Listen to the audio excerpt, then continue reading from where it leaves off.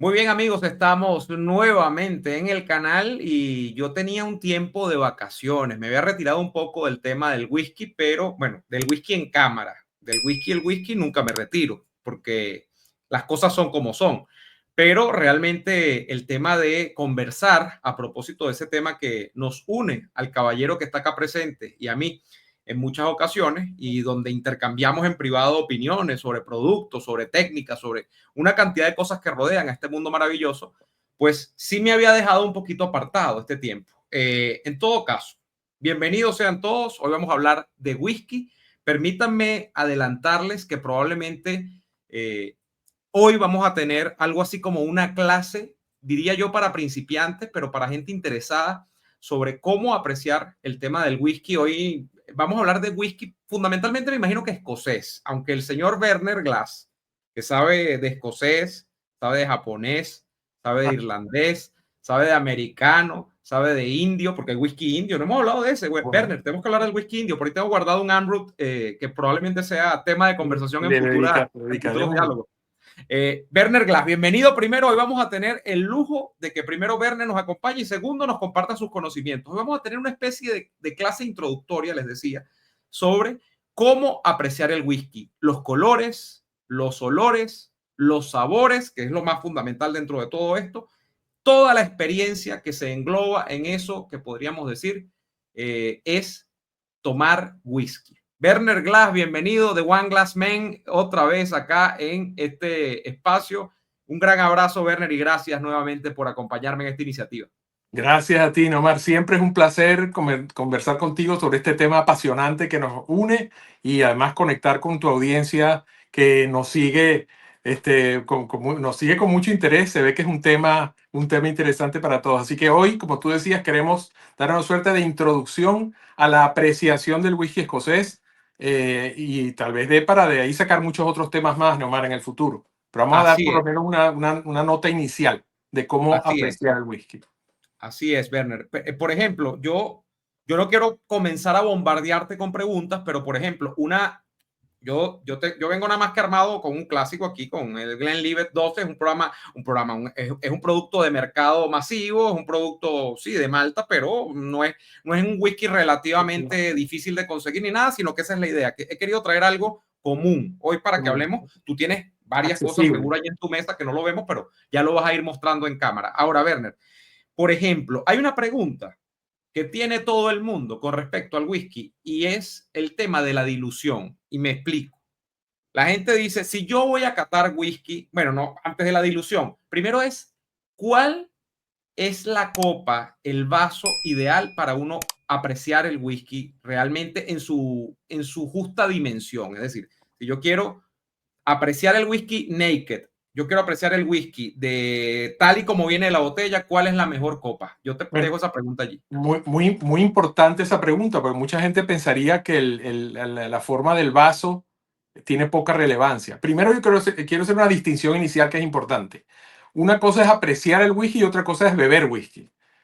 Y ambas cosas pueden perfectamente hacerse en paralelo en diferentes instancias. Si, por ejemplo, tú estás viendo una película en la noche en tu casa y quieres tomar un whisky, esa es otra cosa. Ahí lo puedes tomar como te parezca mejor, porque el foco de atención es la película, no es el whisky. Ahora, apreciar el whisky es que el foco principal de la actividad sea la copa de whisky. Entonces, vamos a aclarar primero que estamos hablando de apreciación y no de tomar.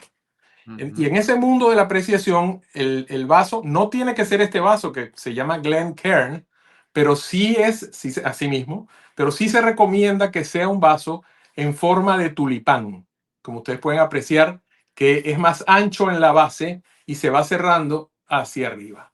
Con lo cual, y esto parece un esnobismo, pero realmente es así, Pero los aromas, esto es los, química pura. es química pura, esto es pura ciencia, no se confunda la audiencia. Entonces, Así. ¿qué pasa? Que en la forma de tulipán permite apreciar los aromas del whisky porque literalmente te los conducen hacia la nariz. Y sin mucha empacho tienes que poner la nariz dentro del vaso. Aquí no, este es un tema técnico. Y una vez, ahora, con cuidado también, por supuesto, dependiendo del grado alcohólico de lo que estés tomando, pues si es cask strength y tienes 60% de alcohol y haces una inhalada muy fuerte, te puede quemar los sentidos en la nariz y eso más bien te va a impedir seguir catando con precisión. Entonces, con cuidado, pero uno se acercaría hacia el tope del vaso donde los vapores van a emanar del whisky hacia tu nariz. Otra cosa que, ya saliéndose un poco de la forma del vaso, si no se consigue el Glencairn o no lo tienes a mano, una copa de Jerez, una copa de vino Jerez, hace muy bien Esa es la esta misma famosa copa función. balón, ¿no? La de Jerez es la balón, ¿no? Pues hay una balón y hay una que es menos ancha, pero que también, de hecho, los escoceses, interesante, llaman copita, así mismo en español, a la copita de Jerez porque viene de España. Entonces Ok, ellos llaman copita a la copa de Jerez. ok. Y en realidad el Glencairn es un modelo que está basado en el modelo y en el diseño inicial de la copa de Jerez. Mira, Pero Werner, yo recuerdo a este señor que es muy famoso dentro del mundo de la cultura del whisky, eh, Dinus, que se llama el tipo, sí, este la tipo de nariz lo llaman. la nariz. Yo no recuerdo el nombre de él, pero ¿cómo es que se Sí. llamaba él? Él es el Murray, Master ¿no? Distiller de Dalmore De Dalmor. y de Jura. Se me escapa ahora el nombre, pero él es muy A mí se me famoso va el porque... nombre. No es Murray, no. Murray es el de la Biblia del No, whisky, ¿no? Murray es el de la Biblia del whisky que ha sido, vamos a llamarlo en términos modernos, cancelado por algunas actividades fuera del whisky que parece que le descubrieron. Así que Ah, bueno, pero Murray quedó un poco, pasó a la cancelación, por cierto.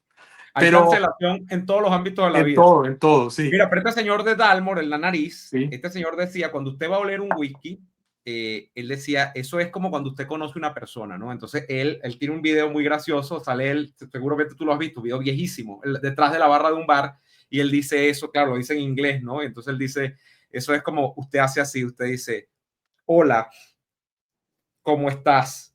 Es un gusto conocer. Él dice, tiene que mucho ir gusto. poniéndolo, Tienes no que te ir puedes quedar, volviendo. porque si te quedas pegado aquí te va a dar, probablemente puede dar Correcto. un golpe, ¿no? Entonces dice, hola, ¿cómo estás? Y lo va moviendo, ¿no? Él dice, Y lo va ah, acercando, ¿no? Y lo va él lo acercando. va, Él es un tipo muy, hace un teatro y un muy show. interesante y ha sido un activo muy importante para la industria del escocés, porque como tú dices, él ya tiene décadas haciendo esto y por verlo a él hacer esta especie de show, le ha dado mucha resonancia al tema. Él tiene otra parte de su show, es que él sirve el primer vaso y lo bota para lavar la copa. Ya es una exageración. Él dice que él tiene la alfombra más cara de Escocia porque está llena de whisky, ¿no? Además, whisky carísimos, añejadísimos, Sí, ¿no? yo no Pero recomendaría, no recomendaría hacer eso, pero lo demás sí, que es aproximarse al margen del histrionismo que él le pone al ejercicio, irse acercando poco a poco a la nariz y tratar de apreciar diferentes notas en ese ejercicio, ¿no? okay. No, el tipo es muy, muy bueno. Pero en respuesta a tu pregunta, el vaso, si no es un Glencairn, que sería ideal, no, este no es un vaso caro, además es un vaso bastante fuerte, tiene una base muy pesada, entonces es muy seguro, es más sólido que una copa de cristal, no se rompe. Pero una copa de vino que tenga forma de tulipán podría ser las veces del Glencairn perfectamente. La idea para reforzar, hoy estamos de clase, la idea del vaso tulipán es como dice Werner, me imagino yo por el principio químico, que aquí en la base, al ser ancho, se concentran, por supuesto, sabores, pero en este caso olores, que en la medida en que va subiendo el vaso, se hacen más sutiles o no, son más fáciles de apreciar en Correcto. nariz por esa subida, por este, digamos, trayecto ascendente que se angosta a medida que sube. Pues entonces, Así es. esa es el principio básico en esto. Yo te voy a decir particularmente que sí, esta copa, fundamentalmente, Werner, para mí, es una copa que privilegia la nariz. Esta es una copa Así para la es. nariz, porque podríamos catar en boca con un vaso, lo que llamamos los venezolanos un vaso corto, que es un Sí. vaso Va- de bourbon, por ejemplo, un vaso de old fashion, que llaman, un vaso, Llamarían en inglés un rocks glass, un vaso ajá, para ponerle hielo. ese vaso. Incluso podríamos catar en boca con el vaso largo, el highball, pero el caso es que eso es una cosa y pero el caso de la nariz, en ese tipo de vasos no se aprecia. Tú no vas a meter la nariz en un vaso uniforme, ancho, corto, o bien sea un vaso highball, que es un vaso alto, que el que llenamos siempre nosotros de hielo, con refresco, con lo que sea. tú no vas a meter la nariz allí y te va a dar este mismo No, principio, porque eh, no vas a no, lograr. no lo da por una razón física y si hacen ustedes el ejercicio de servir la misma cantidad de whisky entre los dos tipos de vasos, la diferencia es abismal en el aroma. Pero yo te tengo que hacer una observación sobre esto de catar con más aroma o con menos, porque en realidad el sabor como concepto tiene tres componentes que son igualmente importantes, que es aroma, paladar y textura. Eso es lo Okay. que es el sabor. Entonces, El sabor no es solo el sabor no es solo lengua. el sabor no es solo el paladar. El sabor, a la hora de hacer un ejercicio de cata como el que estamos hablando, el sabor se compone de aroma, textura y paladar. De manera Okay. que siempre te recomendaría yo, si estamos en el tema de apreciar, que usemos un vaso correcto o una copa correcta. Hay una Okay. gran diferencia. Y otro tema ahí es el hielo. El hielo, nuevamente, si estamos catando, no es que si estamos tomando por placer, estamos tomando por placer, puedes tomarlo como quieras. Si estamos apreciando, el hielo no es recomendable porque al bajar la temperatura esto también es química, aunque nosotros no somos químicos de profesión, pero esto es un tema químico. Al bajar la temperatura del líquido, los aromas se reprimen. Entonces, es un contrasentido pretender catar y enfriar al mismo tiempo la bebida. Es un efecto Okay. contraproducente. Ok. Otro tema, quedándonos ahorita en nariz, ya vamos a pasar a paladar, pero quedándonos en nariz, Werner, Mm. ¿es ideal o hay alguna diferencia, mejor dicho, entre si yo le pongo la nariz, si yo huelo este whisky apenas haberlo servido o si ha pasado 5 minutos, 10 minutos después de haberlo servido? Porque entiendo el proceso, podríamos llamar de oxidación que se da allí, Correcto. también cambia y cambia en boca y no sé si cambia en nariz. O sea, si el tema es, lo recomendable es dejarlo reposar un poco antes de empezar a catar. Es una pregunta muy interesante. Voy a tomar medio paso atrás y después la respondo. Y es esto. El aroma, ¿por qué el aroma es tan importante en este proceso? La gente diría, bueno, pero ¿para qué perdemos el tiempo oliendo? Vamos a tomar. Uh -huh. Porque resulta que el aroma, y esto ahora este otro tema biológico, el aroma lo percibe en unas áreas del cerebro que son las mismas áreas del cerebro que manejan emociones y memoria a largo plazo. Imagínate tú esa combinación. Eso significa que un aroma te puede llevar fácilmente a un recuerdo de la infancia o te puede despertar una emoción. Uh -huh. Entonces, sin irnos, sin ser muy románticos en este tema, pero ahí está la importancia de apreciar el aroma, porque es un 33% de la experiencia y cuidado que es la más emocional de las tres, porque Sí, un porque hay aroma, recuerdos, hay recuerdo, evocaciones, hay cosas. es que te puede llevar a la cocina de tu madre que te cocinaba y recuerdas tu casa de tu infancia. Es decir, hay una cantidad de conexiones que llegan por el aroma y no por el sabor. Pero volviendo a tu pregunta que es muy importante, que es dejar respirar la bebida. Hay un axioma, bueno, no es un axioma, yo lo trato como un axioma, pero tal vez no lo es, pero es una buena recomendación. Dejar respirar en el vaso 1 minuto por año de maduración del whisky. Es Wow. decir, que si tú te tomas un whisky de 12 años, deberías servirlo 12 minutos y dejarlo 12 minutos reposar. Ahora, pues no habrá que ser tan preciso, pero nos da una idea de que mientras más maduro es el whisky, más necesitas dejarlo respirar, porque ha estado encerrado en una botella por mucho tiempo y está como durmiente. Y tú tienes que lograr que esas moléculas, que esos componentes químicos despierten. Ahora, ¿cómo despiertan? Y esto es muy importante. ¿Te imaginas cómo se cata un vino? El que cata vino Uh gira con mucha energía la copa de vino. Pero recuérdate que el vino está entre un 12,5 y un 14% de alcohol. -huh. Entonces ahí no hay tanto problema porque la evaporación es menor porque el alcohol es menor. Pero en whisky que está al 40, al 46 o más, si tú le das muy vigorosamente, va a salir mucho alcohol muy rápido y te va a pegar la nariz. Entonces, lo que se recomienda es darle una agitación, pero mucho más delicada.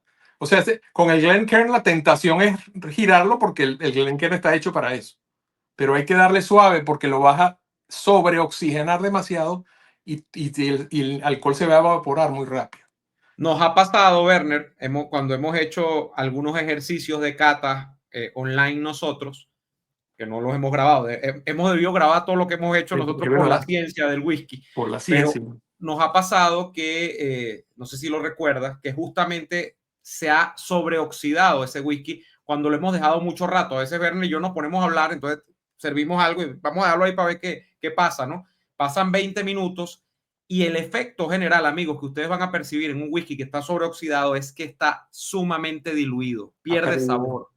Hay lo que llaman no sé si es que creo que eso es lo que se conoce como congéneres o los factores descriptivos que usted ven que hacen característico a cada whisky, los pierde y se convierte en una cosa plana, diluida. O sea, pasa mucho.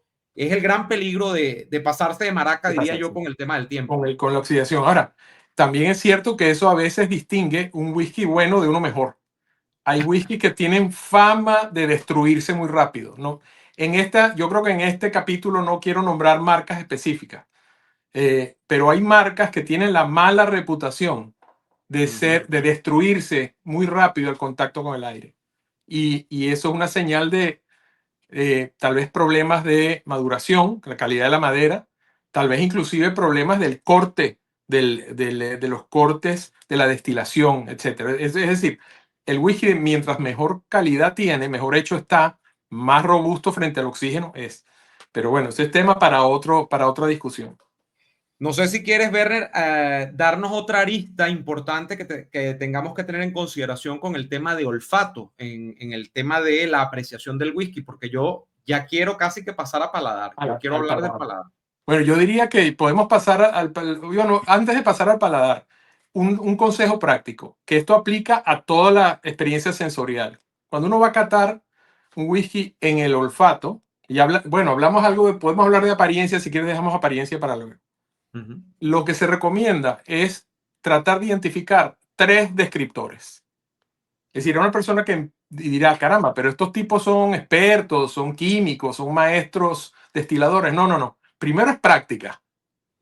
Y segundo es tener una disciplina del proceso. Entonces, si tú te enfocas en detectar 3 descriptores de aroma, generalmente ahí vas a detectar si es afrutado, o si no es afrutado, si hay especias o si no hay especias, si la madera se siente más o se siente menos, si hay humo o no hay humo. Entonces, vas haciendo categorías en tu proceso. Si es afrutado, entonces dime si es cítrico o es frutas blancas, o si son frutas cocidas, o si son frutas crudas, si son oscuras, si son pasas, si son manzanas, si son limones.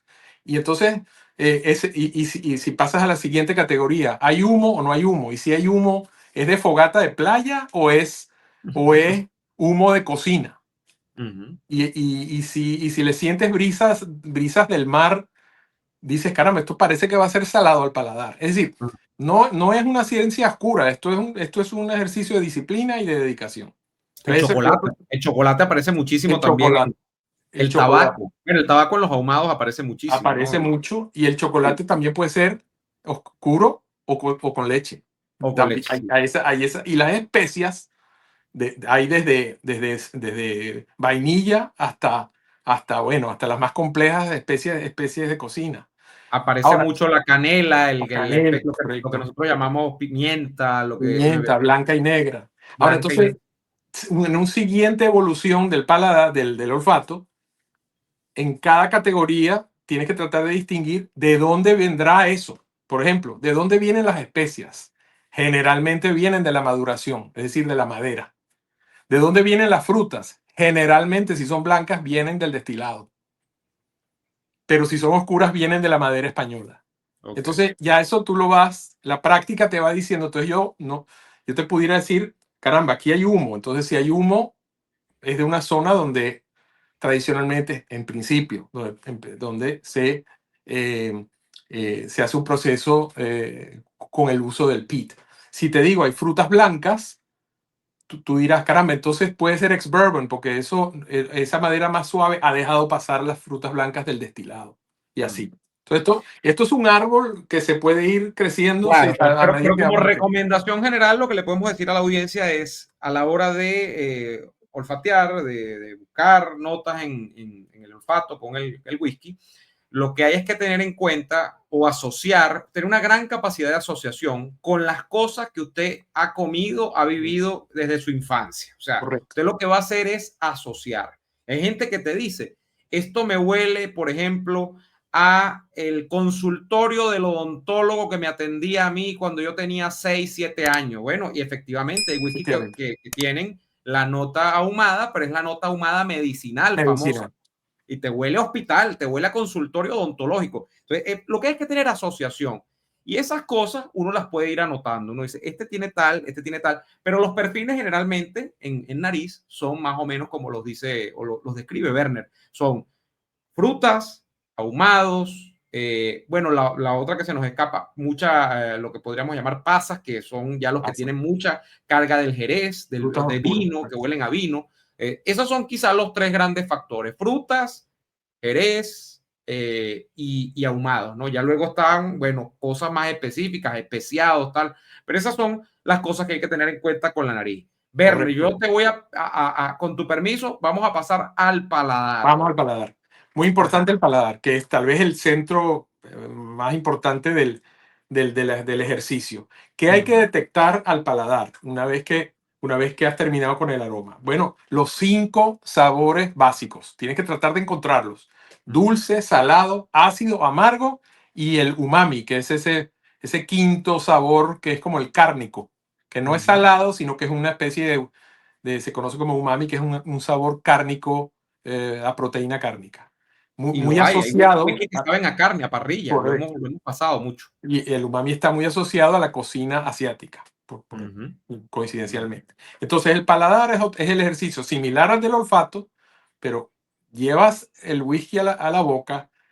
Deberías, si usamos el consejo de Richard Patterson, que es el de Nose, que acabas de Ah, nombrar, si seguimos su consejo, él te dice que tienes que masticar el whisky mientras más madurado, más tiempo en boca. Eso sí es un reto muy difícil, sostener en boca un whisky por 3, 4, 5 masticar, minutos. muchos de los teóricos te dicen, Werner, que en el sip, en el sorbo, hay que tratar de darle vuelta en las Vuelta. paredes superiores del paladar, en los lados, Correcto. porque brotan, la teoría indica que brotan distintos sabores en distintas partes del paladar. Absolutamente. El dulce se percibe en el frente de la boca, en el frente de la lengua, el ácido y el salado a los lados y el amargo al final del paladar, al fondo del paladar.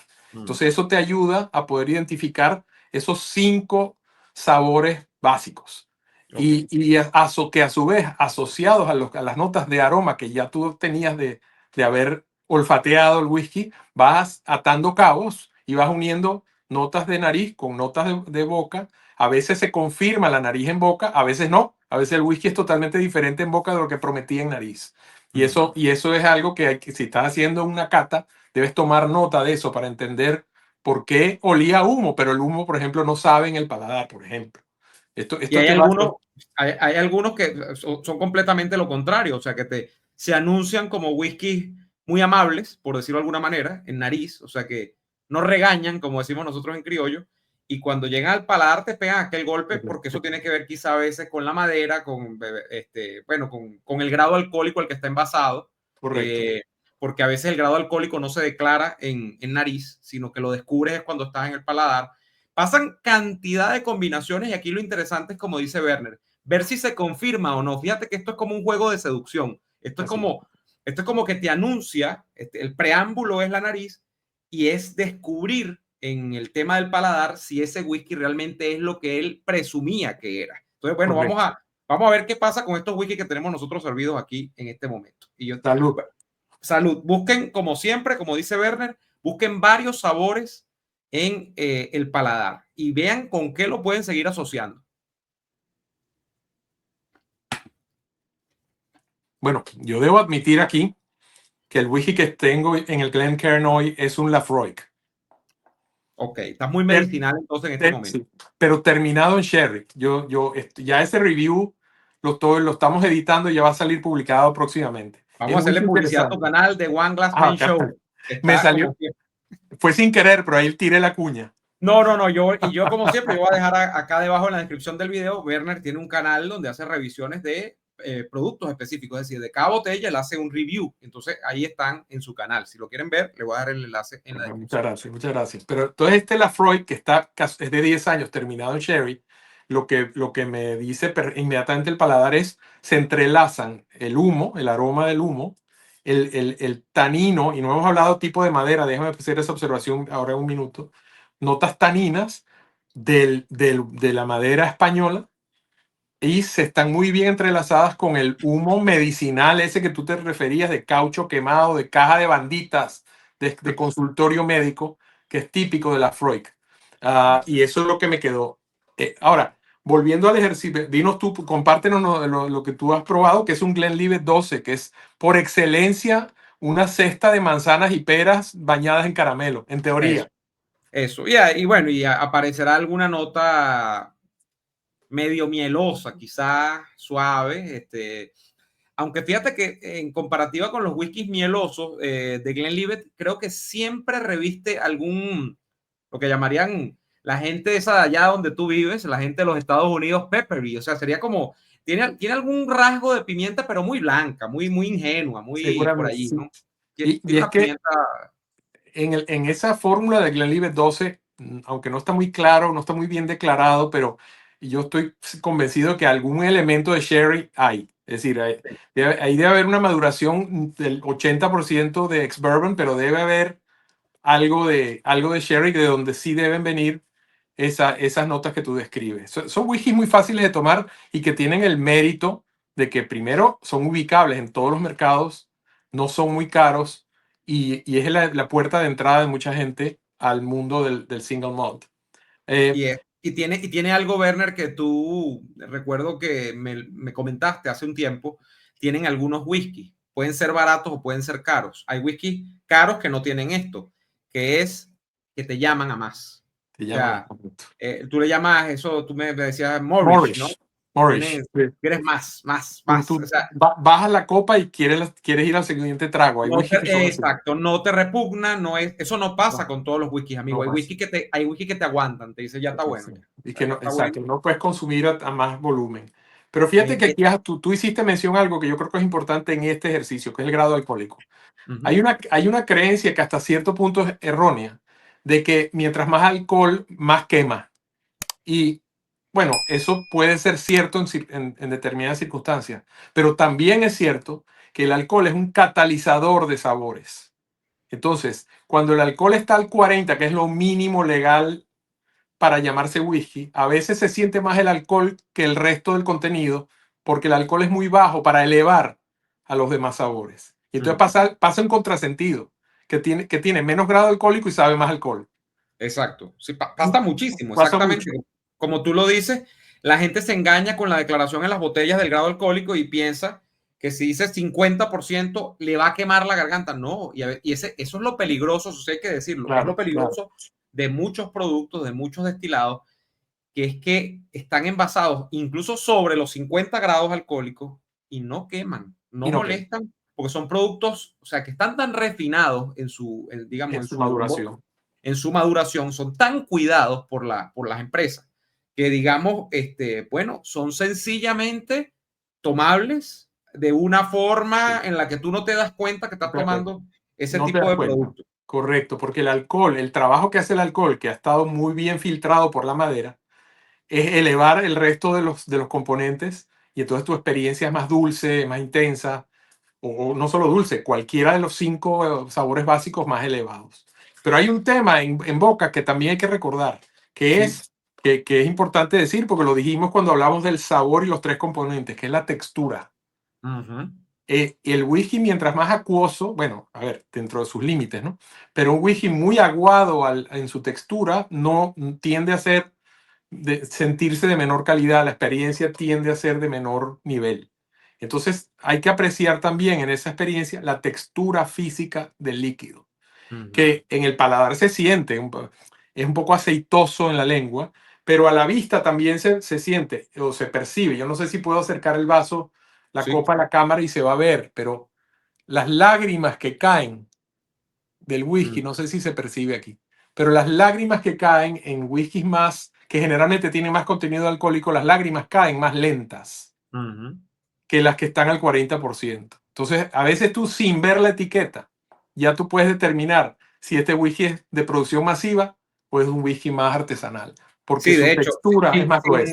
sin tomarlo, como dice Werner, es verdad. En la técnica indica, o te dicen los teóricos, que lo que es que darle vuelta por las paredes de la copa. Claro, esta copa no está tan cristalina, pero dicen, dale vuelta y fíjate cómo cae ese whisky, le llaman las piernas también del Las whisky, piernas cómo o cae las por las lágrimas, paredes, correcto, ¿no? Si estas correcto. piernas caen muy rápido, si ese whisky cae, vuelve muy rápido a la base de la copa, es porque ese whisky está, su textura no es tanto aceitosa, sino que es más bien diluida, está muy Bueno, líquido. y Si ese whisky tiende a quedarse pegado en las paredes de la copa, tiende a bajar con mayor lentitud, tú vas a pensar de una vez, este whisky es aceitoso, este whisky es untuoso, este whisky es de alguna manera abrasador en términos de lo que podríamos llamar del paladar con respecto a esa experiencia, ¿no? O sea, que te va a untar el paladar. Esa es la idea que hay correcto, detrás de esta premisa, correcto. ¿no? En paladar hay muchas otras cosas, Werner. Por ejemplo, aquí tema tabú. La gente que dice, bueno, ustedes están tomando eso allí a rin pelado, de directo de la botella. Pero la pregunta es, ¿viene o no viene bien el agua? Muy importante, Neomar, muy importante pregunta. El agua es importante y hay que saberla usar. Mm. Esto es lo que ocurre. Algunos de los componentes del whisky, algunas de sus moléculas, sus componentes químicos, algunas son hidrofóbicas, no les gusta el agua. Y por esa misma razón, cuando tú añades unas gotas de agua, esos componentes hidrofóbicos les molesta el agua, se salen de solución, se alborotan, y en ese alboroto, en ese abrirse y en salirse de la solución aceitosa donde estaban perfectamente durmientes, emite más sabores y aromas. Entonces ahí también es un poco contraintuitivo. Tú pensarías, si le echo más agua, lo voy a diluir y vas a ver menos. Sí, eso es verdad si le echas mucha agua, pero si le echas la cantidad correcta, que son gotas a gotas, y es un proceso, lo que vas a generar es que vas a abrir sabores y aromas que de otra manera no hubieras encontrado, que estaban digamos, en un estado químico pasivo y necesitaban que el agua, porque el aire también hace eso, pero el oxígeno lo hace mucho más lento. El agua es más eficiente en sacar de solución al whisky y hacer lo que abra. Un poco, un ejemplo medio romántico es cuando tú ves un jardín de grama, pero que después que llueve huele a grama mojada. Bueno, esa es un poco la asociación de ideas, ¿no? La grama huele más cuando está mojada y cuando está seca. O No sea, estoy que diciendo el agua causa un efecto que en esa causó sustancia o en esa materia y ahí produce y una generó, diferencia. y generó una apertura. Ahora, tú dirás, bueno, ¿cuánta agua? Bueno, la primera respuesta es, depende del consumidor, uno, y dos, pero en términos generales mi consejo sería tomar una pipeta, ¿no? Sí, los entendidos lo hacen con una pipeta, un gotero. Y Van poniendo. esto puede sonar un poco snob, pero lo más correcto es tomar una pipeta e ir añadiéndole a tu copa gotas de agua y lo vas probando hasta que llegue a un punto donde tú sientes que está en su punto máximo de sabor y Así aroma. es, así es, así es. Y como ya dijimos antes, el agua a temperatura ambiente, no conviene bajar la temperatura del whisky cuando lo estás catando. Ok. La experiencia en general en el paladar, Werner, ¿cómo la podríamos, digamos, diseccionar? El whisky, uno toma el sorbo, dicen los entendidos, hay tres momentos en el caso digamos, del whisky en paladar. Uno toma el sorbo, comienza a girar, o sea, tomas ese sorbo, llega a la boca, comienza a girar por todas las paredes de la boca, se produce, digamos, la experiencia gustativa como tal, que es tragar ese sorbo de whisky, pero luego viene, para mí, lo más interesante que tiene la experiencia del whisky, que es el después, que esto lo hace mucho, o esto le pega mucho también a la gente que fuma habanos, por ejemplo, Sí, que es lo que llamamos nosotros, los que nos gusta el whisky, el retrogusto, el que es retro. o en inglés el aftertaste, ¿no? O sea, que Sí, sería ese dejo que justamente te deja como remanente el whisky en boca. Eso es lo más interesante. Las sí, experiencias de retrogusto son variadísimas. Whisky que pueden ser muy dulces en la experiencia de entrada en paladar, después se pueden convertir en whisky sorpresivos que tiran notas disparatadas, que sea queso, que sea, no sé, a fruta madura, o sea, cosas rarísimas, rarísimas, rarísimas, rarísimas. ¿Cómo digamos, la diseccionas tú esa experiencia, esos momentos en boca? Sí, muy importante. Y vamos a empezar por la teoría. Aroma es aroma. Aquí estamos hablando ya de paladar. Primero es la entrada, paladar medio, final y retrogusto. Son Son cuatro cuatro. niveles. Ok. Cuatro niveles. Entrada, que es la primera impresión que te da un whisky cuando apenas lo pones en boca. Paladar medio. Todavía no has tragado, pero ya empieza a desarrollar, aunque esto parezca una exageración, ya que aquí estamos un poco geeks, pero si le pones No, la idea, atención recuerda al que esto es proceso, instructivo, la idea es que la gente aprenda de esto. correcto. Entonces, primera impresión es la entrada. Y esa primera entrada te dice, ah, caramba, esto es ahumado, o esto está muy alcohólico, o esto no me gusta. Esa es la primera impresión. Segundos después, el mid palate, el paladar medio, empieza a desarrollar los sabores ya que identifican ese whisky con, contra otros o otras bebidas. Tragas y entonces viene un final, que es el sabor al final del paladar, que generalmente, como ya hemos hablado, los 4 o 5 sabores básicos, ahí van a aparecer los taninos, los sabores amargos.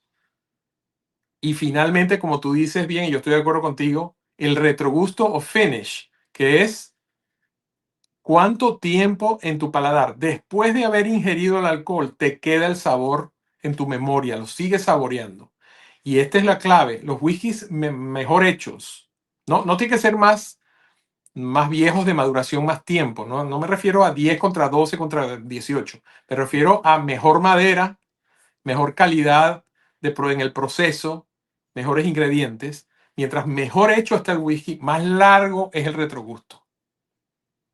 Si el retrogusto es corto, ese whisky es un fracaso. A ver, estoy hablando por mi opinión. Si yo estoy haciendo una cata de 4 o 5 whiskies en un evento o en algo, o yo en mi casa, el que más corto sea, para mí sería el que casi asegurarse el último puesto en esa competencia. No siempre, pero generalmente es una señal de mala, no de mala, pero de menor calidad. Tal vez de menor precio y valga la pena, pero es de menor calidad. Entonces es importante el retrogusto. De todas esas categorías, yo estoy de acuerdo contigo que el retrogusto tal vez es el más importante, porque es el que más dice, el que más habla sobre la calidad del producto. No, y por algo esencial también, Werner, y con esto podemos cerrar la parte de paladar, porque el whisky es una experiencia fundamentalmente asociada a la memoria, bueno, al estado de ánimo, sí, a cómo se siente la persona en el momento que lo consume, cuando estamos apreciando, como dice Werner, si estamos en una rumba, estamos con unos amigos y estamos echándole bastante hielo o algún tipo de aditivo, alguna soda, alguna agua tónica, obviamente eso es otra cosa, pero si tú estás tú contra el whisky en una tarde, en una noche en tu casa y tú estás apreciando ese producto, el whisky es fundamentalmente una experiencia de humor y de recordación o de recuerdo, de memoria. Entonces, si un whisky se apaga muy rápido en el retrogusto, se apaga muy rápido en el tramo final de este trayecto de 4 etapas que nos ha descrito el amigo Werner, ese whisky no va a ser memorable. Ese whisky no te va a dejar nada. Es como, no sé, es como decirte, es como una comida que tú no recuerdas porque es tan insípida que no recuerdas, no hay nada que asocies a ella, no la celebras, no, o sea, no se produce ningún tipo, digamos, de gratificación que tú puedas recordar posteriormente. Y ese whisky para ti es, para decirlo del modo más elegante, es un whisky más. Es un whisky del montón. Es un whisky que no tiene ningún distintivo frente a los N whisky que existen en el mercado que le hacen competencia. Entonces, eso es lo que hace grande un whisky en este caso y por eso es que yo coincido contigo. Yo creo que el retrogusto es tan importante dentro de la experiencia gustativa del whisky, dentro del paladar del whisky, porque es lo que te queda en la memoria guardado. Y de hecho, el retrogusto juega ahí es donde hay este juego de seducción que es permanente en el whisky. El retrogusto juega un papel esencial en el próximo sorbo. O sea, es lo que te llama al próximo lo que sorbo. te llama al siguiente. Es construir el puente entre ese sorbo precedente y el que viene después, ¿no? Correcto. Lo que tú describes es totalmente una experiencia sensorial, ¿sí? Y de hecho, los expertos se ríen porque dicen todos los sentidos, tal vez menos el oído, se involucran en este ejercicio. Y después alguien comentó, bueno, el oído también, porque cuando tú destapas ese corcho, ese sonido es único. Cuando la botella hace un glock, cuando la botella está llena y la sirves por primera vez, hace un sonido. Es decir, Ujú. hasta esas partes, hasta hay ciertas experiencias de sonido interesantes. Porque un corcho flojo, que no suena cuando se abre la botella, es un poco... también Es un material dudoso, es un sí, material te dudoso. enfría un poco la emoción que estabas tú preparándote. De manera que casi te diría que los cinco sentidos están involucrados en la experiencia de catar whisky y No, si bien, en el tacto, Werner, porque la presentación que la gente podría pensar de una botella que es solamente el tema del etiquetado y tal, que es visual, ¿no? Uno a veces juega con la botella y dice, mira, mira el relieve que tiene, el bajo sí, relieve, sí, el mensaje está grabado, tiene un grabado por aquí. Uno juega con esto.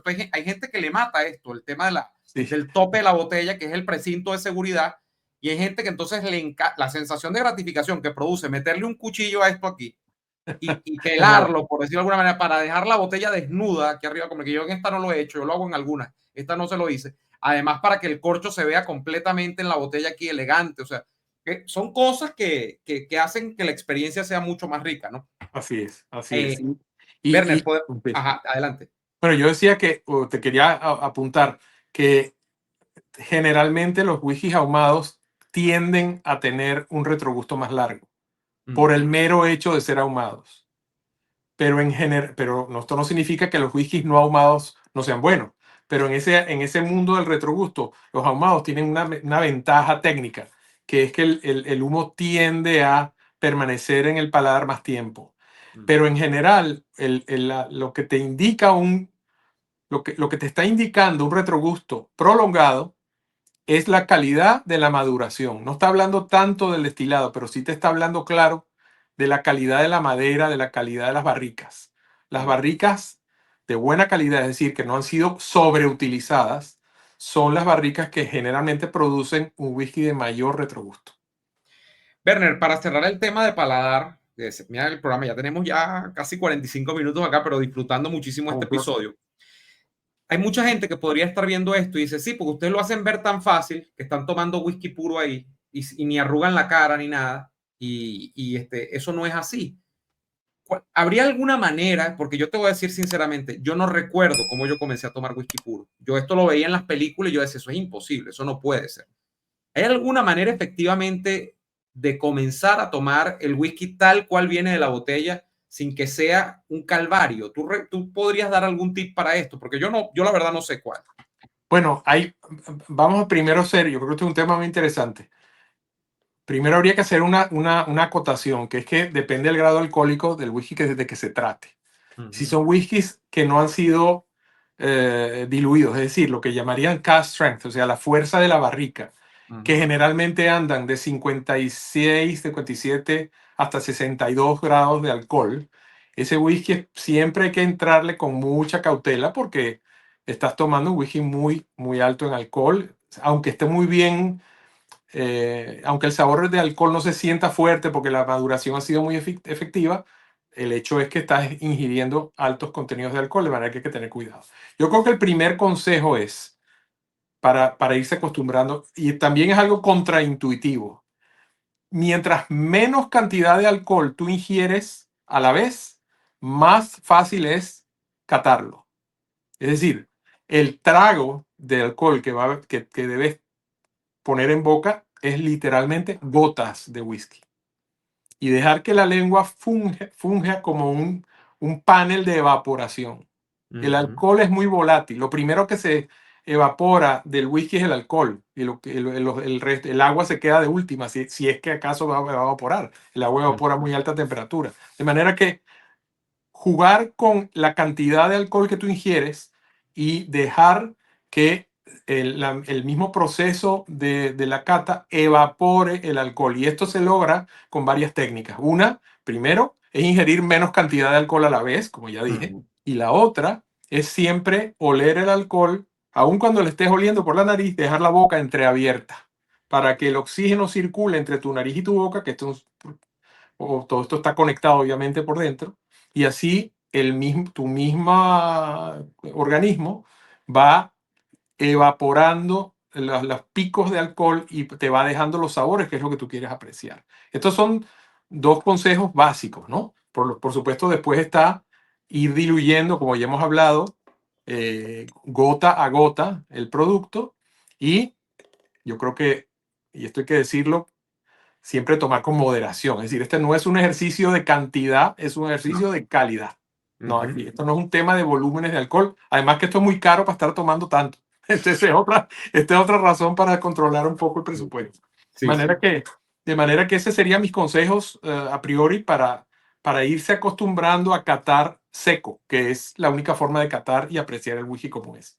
Si no, nunca lo vas a catar y, o sea, siempre vas a tener una experiencia distorsionada. La única manera de realmente apreciar whisky es así. Ojo, eso no indica, como hizo la advertencia Werner al arranque de este programa, que esa sea la única manera de tomar el whisky, pero de apreciarlo sí. La única es así. Bueno, no, quizá usted pueda tener otro vaso, le hemos recomendado este como el mejor para este tipo de ejercicio, pero apreciar solo el whisky tal y como viene de la botella.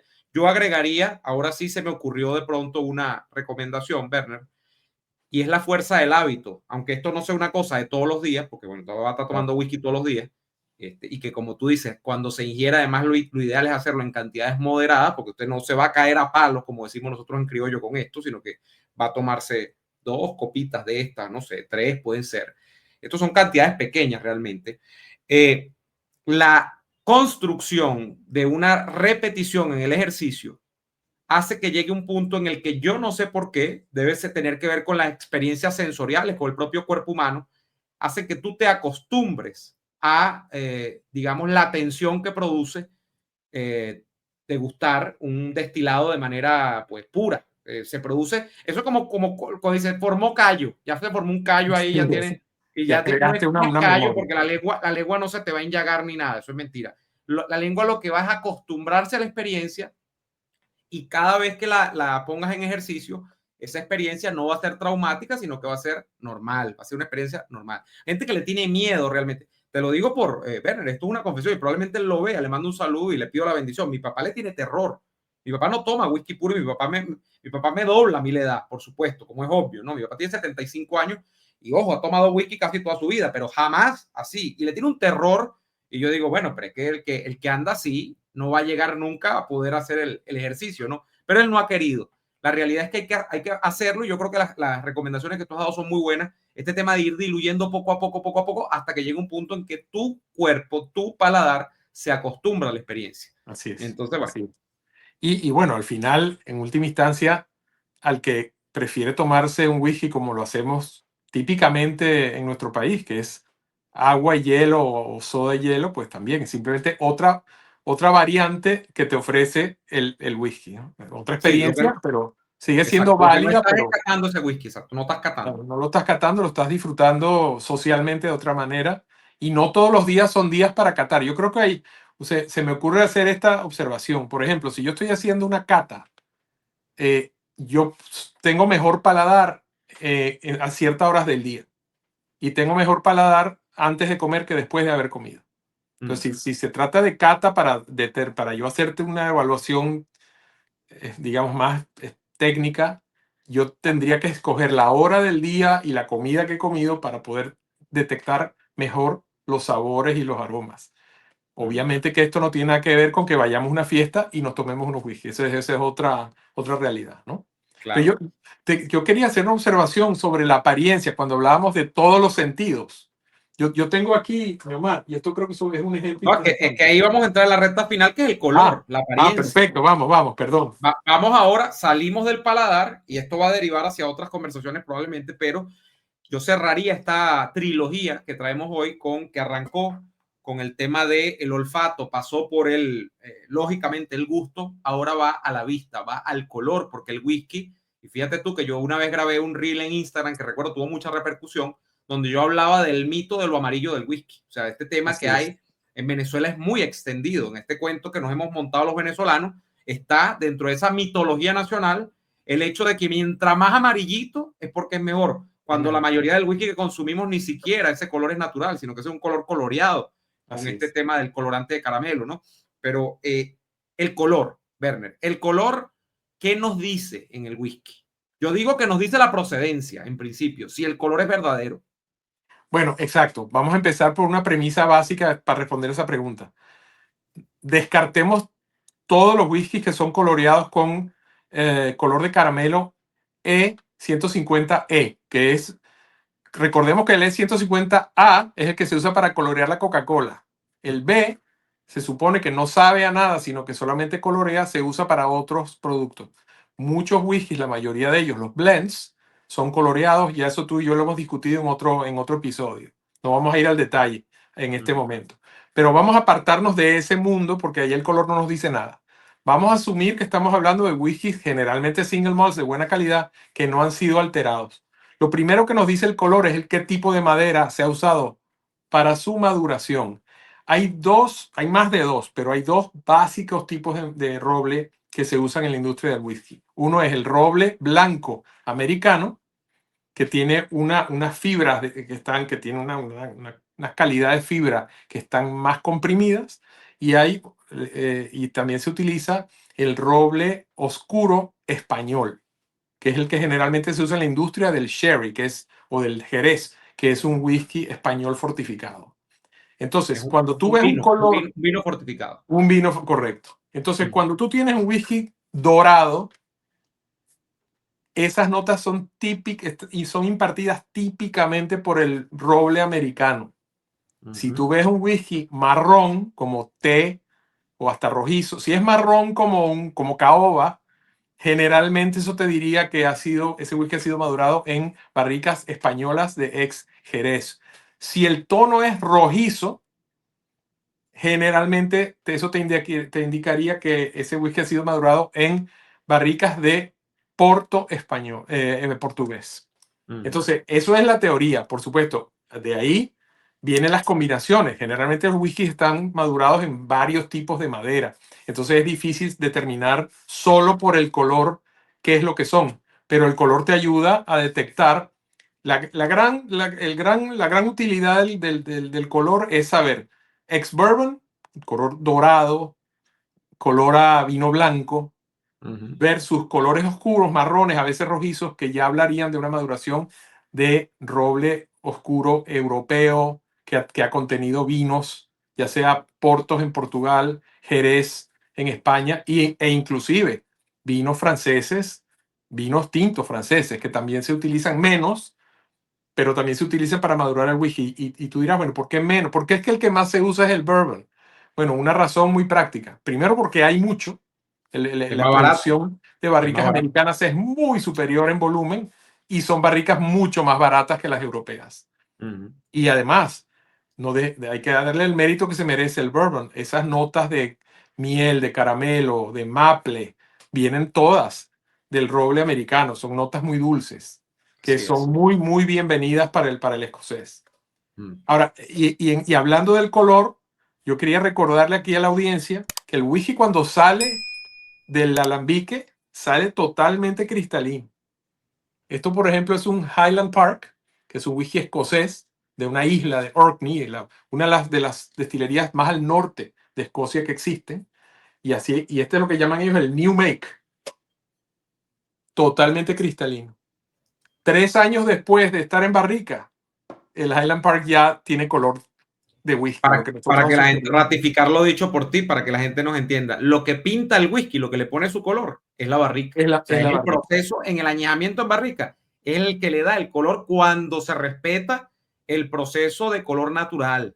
Que no Sí. son todos, o sea, más, si hacemos, Werner, si hacemos en la comparativa, ponemos en balanza, esto probablemente son muchísimos más los whiskies, tanto mezclados, o sea, tipo blend, como tipo single malt, que están coloreados que los que no están coloreados. O sea, los que tienen color natural son minoría en el No, mercado, son menos. son menos. De hecho, para que la gente Correcto. nos entienda, esto es un single malt y este whisky, siendo un single malt de 12 años, pero que es un producto masivo, lo más probable es que lo más probable no, este whisky está coloreado Lo, con lo, colorante artificial, lo colorante ajustan, natural de sí. caramelo, digo.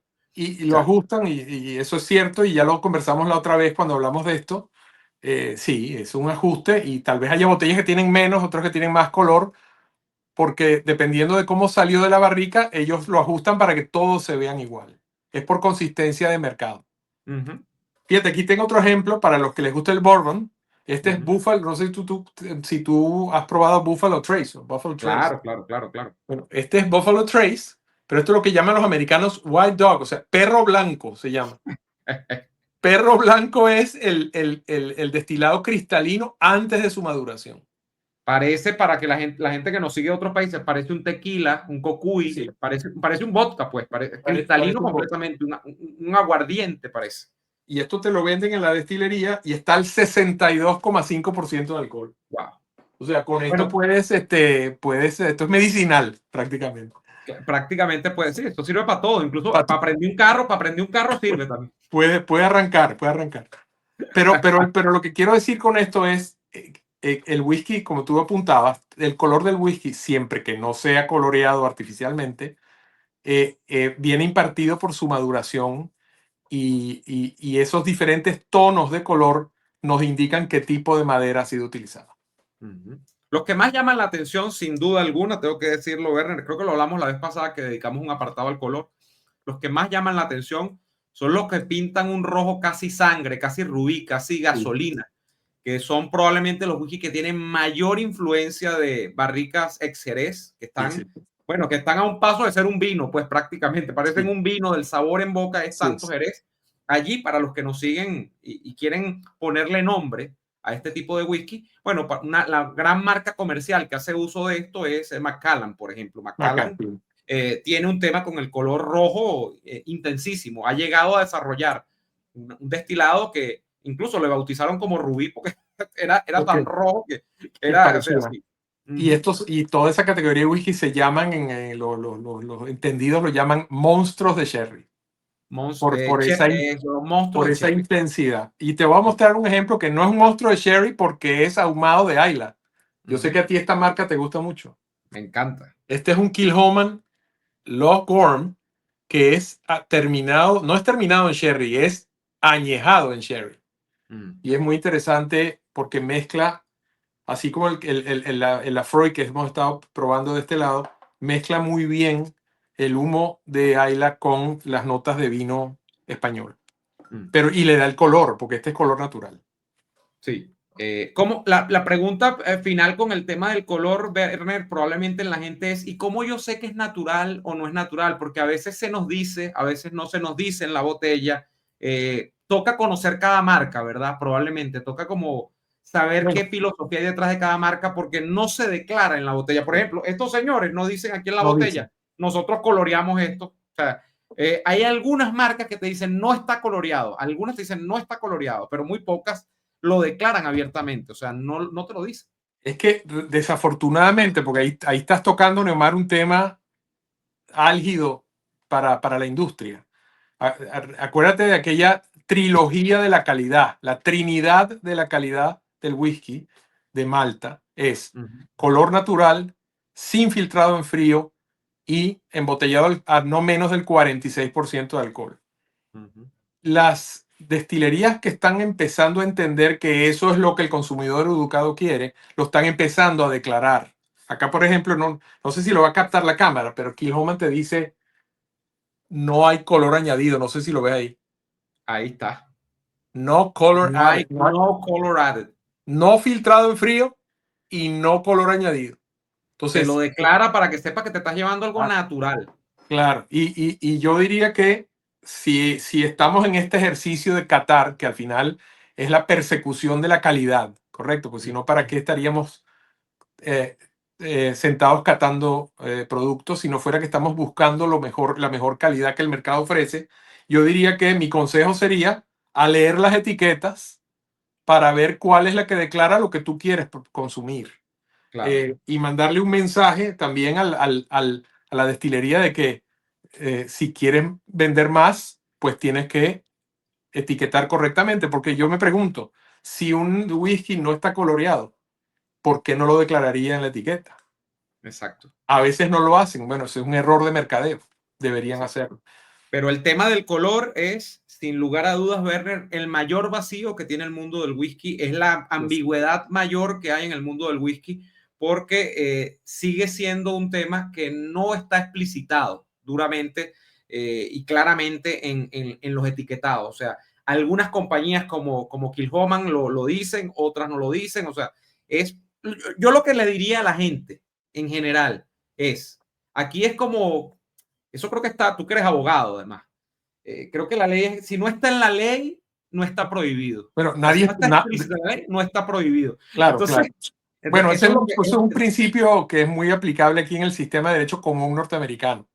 ¿Ves? No, no, Entonces, no, sí, no, que si no está prohibido, está implícitamente permitido, pero no estamos dando aquí consejos legales, así que no vamos a entrar en esas honduras.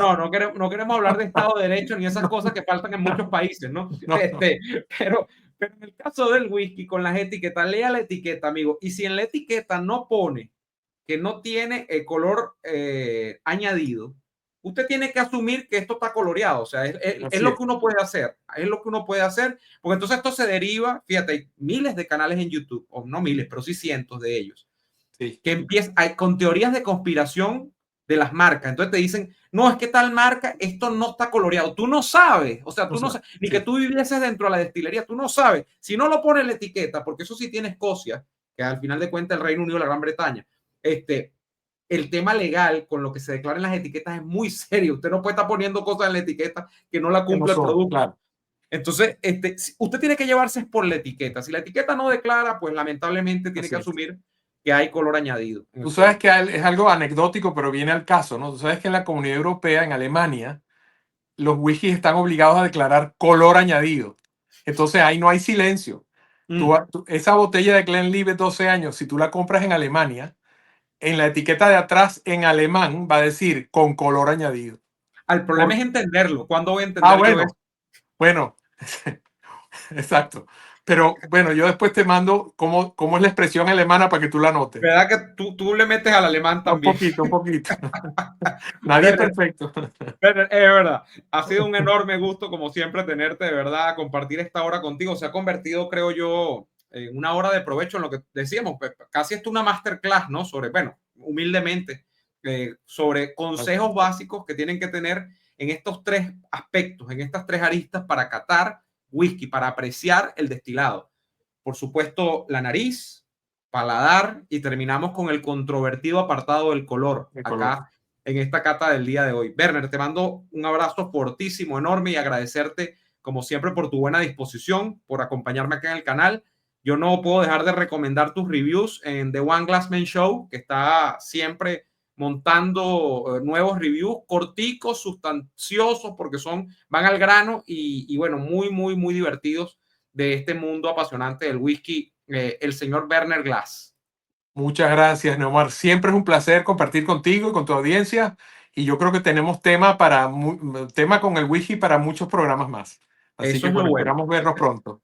Eso es lo bueno, que esta es una historia que siempre admite más de un relato. Esto siempre está en construcción y eso es lo interesante. Amigos, si les ha gustado este contenido, recuerden pues recomendarlo, suscribirse al canal, dejarnos un comentario también es de mucha utilidad y por supuesto activar la campanita para que con las notificaciones te enteres cada vez que estoy subiendo nuevo contenido a este canal. Les mando un abrazo enorme y nos vemos en la próxima. Hasta entonces.